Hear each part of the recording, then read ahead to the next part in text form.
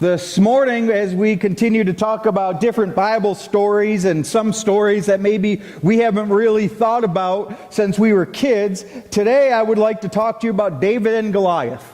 And that is found in 1 Samuel chapter 17. And if you can pull that up, we'll start reading in verse 38. And this is the Message translation.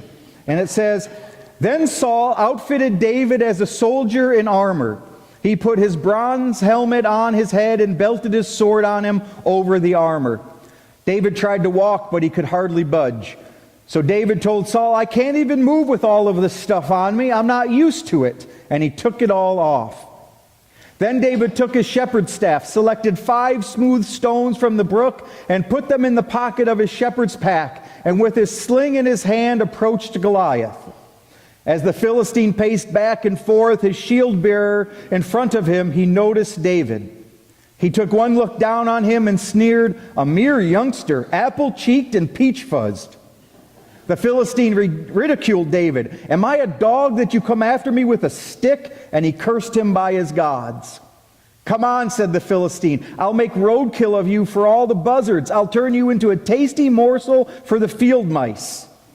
David answered, 'You come at me with a sword and a spear and a battle axe. I come at you in the name of God of the angel armies, the God of Israel's troops, whom you curse and whom you mock.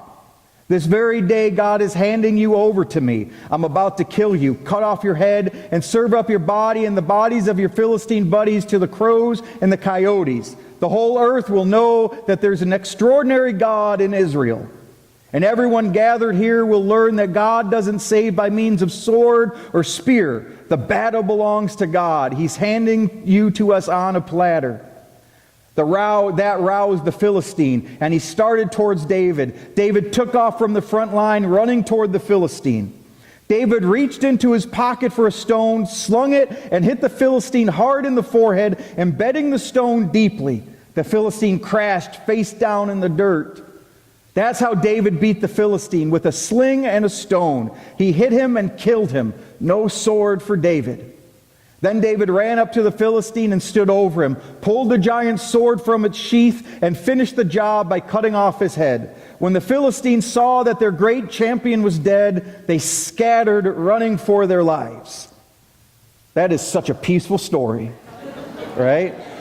I mean, that's like a Hollywood movie. All the violence and the death and the spears and the slings and cutting off of heads. And all I remember as a kid, I heard the story of David and Goliath, but it always stopped with David just hitting him in the head and Goliath falling over. You know, it wasn't until I was older that I started to read. I'm like, wait a minute, David cut off this guy's head? I mean, it was a big deal. But we're thinking of this, and there's a couple things I want to highlight here this morning, but really, this is a story of faith.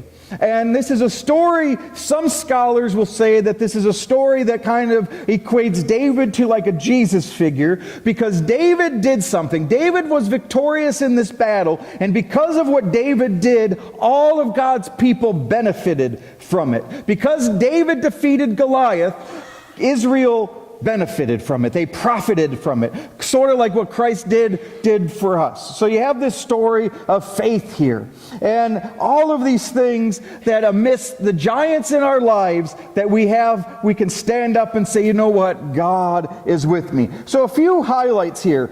And there's 4 things this morning. And the first thing is this, that man looks at outward appearances, but God does not. And this is a great example of this. I mean, think about it. You have David, and I'm not sure how tall David was, but let's assume David was my height. He's a youngster, he's a young shepherd, so he might even be shorter. And then you have this Philistine, this Goliath, that says is 9 foot 6 inches tall. So that's like, here I am, and maybe the top of where those hooks are up there. That's Goliath's head. Okay? Goliath, David. Goliath's a big dude, right? And David's like, I don't, and all these people are looking at Goliath and they're afraid. And they're like, I don't know what we're supposed to do. There's a giant monster out there and he's going to crush us. I mean, he's telling us that he's going to rip us apart and feed us to the mice of the field, that we are dead. I don't know what we're supposed to do. And then, of course, here comes David. And they're like, well, send out David, the shepherd boy. What? You're going to send David out there? He can't even wear the armor.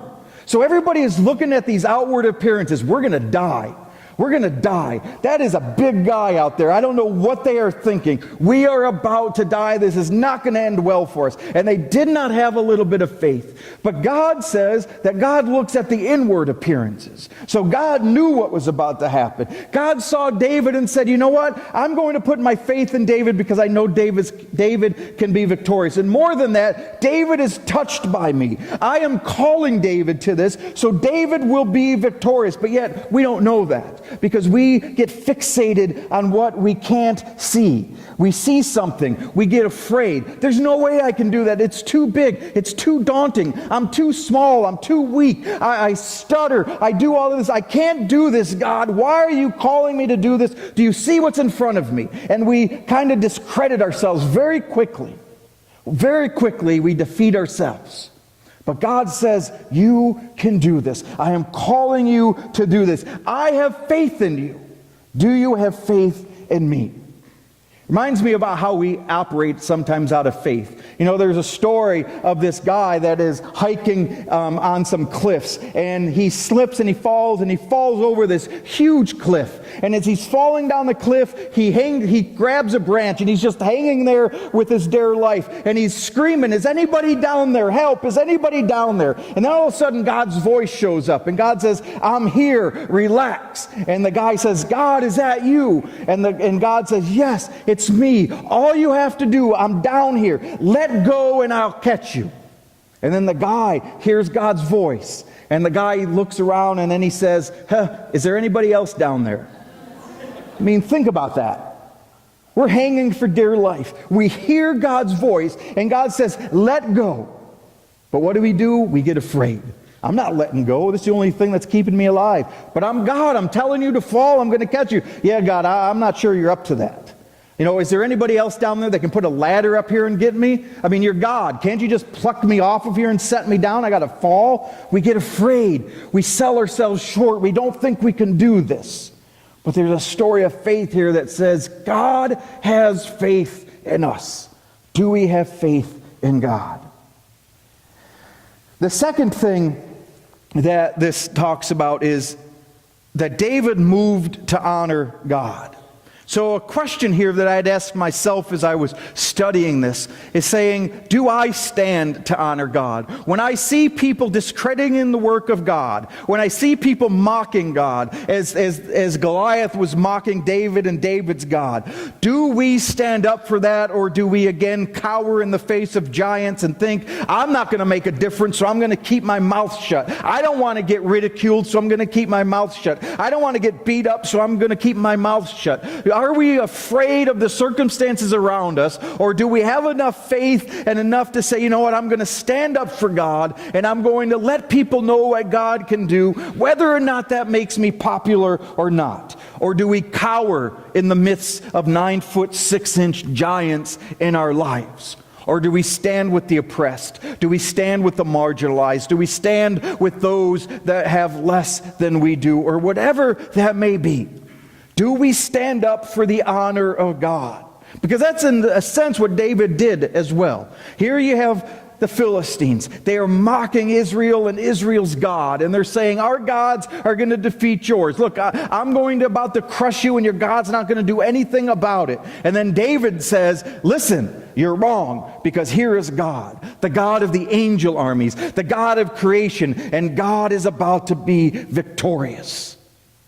Do we have enough strength and faith and whatever else you want to say, courage, to stand up for God in the midst of everybody else sitting down and cowering in the midst of giants? Which again brings us back to faith. Brings us back, do we remember what God has done in the past so that we know that God will show up again at this moment? Because again, that's what David did. David tried to remind people, listen, and remembered himself. God showed up in the past. God will show up again. God has never let us down. Why is God going to let us down this time? I don't know about you, but when I get frustrated with God and my faith wanes and all of that, and you always have to say, God, why are you letting me down? But then I remember to myself all of those times in my life that God has never let me down. And I will be very honest with you. There have been times in the last 40 years of my faith that I have about walked away from God. I mean, it happens all of the time, where I lose faith, where I'm frustrated, where I'm hurt, where all of a sudden I throw my hands in the air and I say, you know what, I'm not even sure if there is a God because of everything that is going on. But what keeps me grounded, is my voice cracked like I'm going through puberty, and now I'm distracted. But what keeps me going, what keeps my faith intact, is all of those times God showed up in my life that I cannot deny. All of those times that God picked me up and said, John, you're facing a giant, but here I am. I cannot discredit those times. As much as I want to walk away, as much as I want to say, well, I don't know the answers to this, I cannot get away from the fact that there have been concrete times in my life where God has showed up and God has been victorious. And God says, John, all you need is a stone and a sling to bring down a giant. And even if I questioned God and said, God, you are insane and you are crazy, God still won. That is a big deal, to remember what God has done and what God will continue to do. David recalled those times that God showed up and reminds people that God will show up again. Another thing in this story is that one of the scholars said that this points to the fact that when you are one with God, you are a majority. Hear that again. When you are one with God, you are a majority. Because everything in this story speaks of weakness. Everything in this story points to the fact that David was weak, that Israel was weak, that the weapons were weak, that you have big versus small. You have 9'6" versus 5 foot whatever. You have a sling and stones to go against battle axes and swords and armor. You have this little shepherd boy to go against a seasoned killer warrior. You have the Philistines, this army that is about to invade Israel that might be a little unprepared and has been ruled before. Everything speaks to weakness in this. Weakness versus strength. But David looked beyond what David could see. God is telling us to look beyond what you can see. Because when you look out and all you see is giants, and all you see is their weapons, and now all of a sudden all you're holding is a sling, and you're like, what in the world is about to happen? Do we have enough faith? Do we have enough trust to look beyond what we can see? Look beyond the fear. Look beyond the doubts that we have to see if we can be victorious and understand that this is not my battle, but it's God's battle. God called me here. God says I can do this. God already knows that I can be victorious. And there's a verse in the Bible, I think it's 1 Corinthians 10:13, where some people will say, that points out to the fact that God will not give you more than you can handle, that God already knows you can be victorious. There's another verse that says this. So do I have enough faith that says, you know what, God knows I can handle this, I just have to tell myself I can handle this? It's a mental game sometimes. Now I was thinking about my wrestling days in high school. And all of the times, and I thought about this the other day. I went to the 7th grade Greenville boys football game, and they were playing Trotwood the other day, and they got murdered. Okay, that's a nice way to put it. But I had to think, in their heads, you have the Greenville boys that are smaller, and then you have the Trotwood boys, that were bigger. I mean, it really looked like some high school players were on that field. And I have kept thinking to myself, in life, do we psych ourselves out? Those times in wrestling where I went up and I went before to shake somebody's hand before the match, and they were, a lot bigger than I was, or had a lot more muscles than I did, or whatever it may be. Or if I knew that, hey, this person's undefeated and I'm not. How many times have I defeated myself before the battle even begun because I thought I couldn't do it? It is no different in my faith. How many times have I been tested in faith situations or whatever it may be, and I've said, you know what, I don't think I can do this, and I defeat myself. But then God picks you up and says, John, what are you doing? You can do this. You are prepared. You are trained. However that looks, you can do this because I am calling you to do this. David, I am calling you to go stand before this giant. I am calling you to go stand out there with a sling. And I don't know about you, but the sling David used wasn't one of those ones you pull back. David used one of those things, I don't know how you do it, where you just start twirling it and then you let it go. And he hit him right between the eyes. This little shepherd boy, who should have been crushed, defeated a giant. And he defeated a giant because God stood with him. Because God stands with us, we can defeat giants. With God, we win all of the time. Now, don't get me wrong. That doesn't mean that we're going to go through hard things. That doesn't mean that we're going to go through life and not get sick. It doesn't mean that we're going to go through life and not have loss. It doesn't mean that we're going to go through life and we're not going to feel defeated. But what I know is that the battle hasn't been finished yet.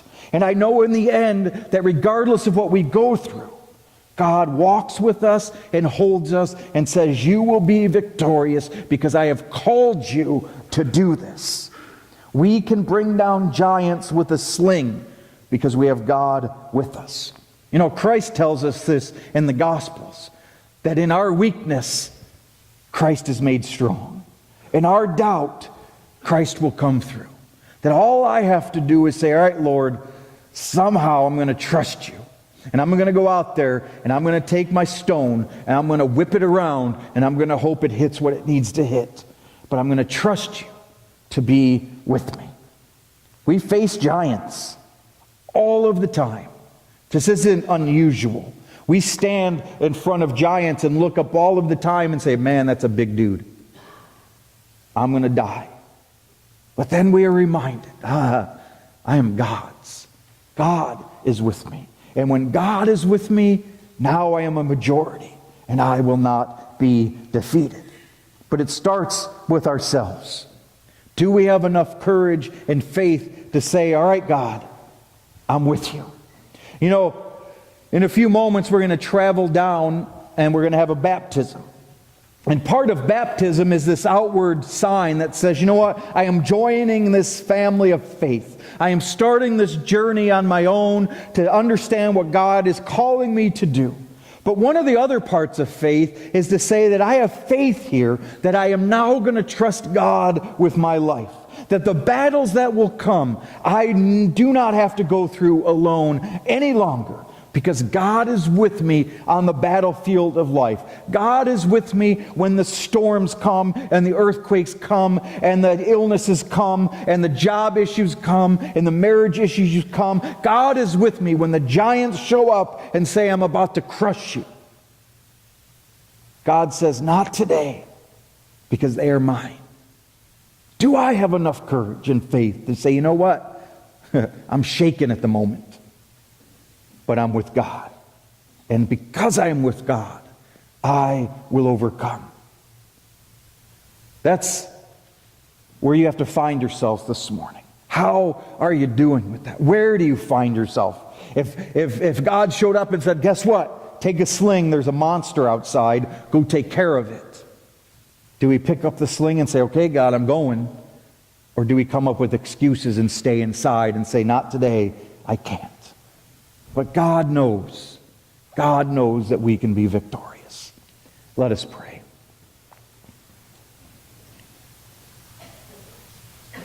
Whatever the giants in our life are, Lord, help us to slay them. Help us to know that whatever we face, we can overcome. Even if it knocks the wind out of us and beats us up, we will not be defeated. So help us to carry that with us, to know beyond a shadow of a doubt that we are yours and that you are with us, so that when we are hanging off that cliff, hanging on, we can truly let go knowing that you will catch us. So wherever we are this morning, wherever we find ourselves, help us to know, help us to be still and know that you are God. And all of God's people said, Amen. If you'll please stand as Isaac closes us.